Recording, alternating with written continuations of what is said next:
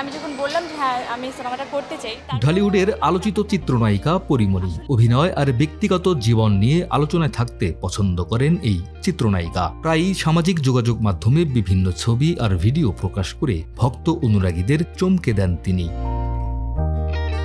এবার এক যুবকের বাহুডোরে দেখা গেল এই চিত্রনায়িকাকে, পাশাপাশি তিনি নতুন প্রেমের আভাসও দিয়েছেন। বুধবার ৫ মার্চ ফেসবুকে একটি ছবি প্রকাশ করেছেন পরীমণি, যার ক্যাপশনে তারিখ উল্লেখ করে এই অভিনেত্রী লিখেছেন, প্রেম ফিরে ফিরে আসুক ভালোবাসা হয়ে। পরীর কথায় প্রেম ফিরে ফিরে আসুক ভালোবাসা হয়ে, আবার চলে যাক শরতের সাদা শুভ্র মেঘের মতন, শুধু ওই মেঘ গর্জন না হোক, জীবন চলুক জীবনের মতন।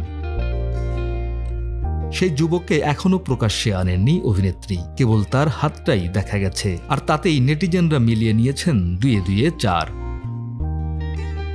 অনেকেই পরীর পাশে থাকা মানুষটিকে সঙ্গীতশিল্পী শেখ সাদী বলে দাবি করছেন, কারণ হিসেবে এই গায়কের ব্যবহৃত হাতঘড়ির সঙ্গে পরীর পাশে থাকা পুরুষের হাতঘড়ির মিল খুঁজে পাচ্ছেন। এছাড়াও শেখ সাদীর সঙ্গে পরীমণির প্রেমের গুঞ্জন এখন জোর গতিতেই চলছে, যে কারণে নেটিজেনদের হিসাব মেলাতে খুব একটা কষ্ট করতে হয়নি। তবে বিষয়টি পরীও বেশ উপভোগ করছেন, ভক্তদের বিভিন্ন মন্তব্যে প্রতিক্রিয়া দিচ্ছেন, জানাচ্ছেন ভালোবাসাও।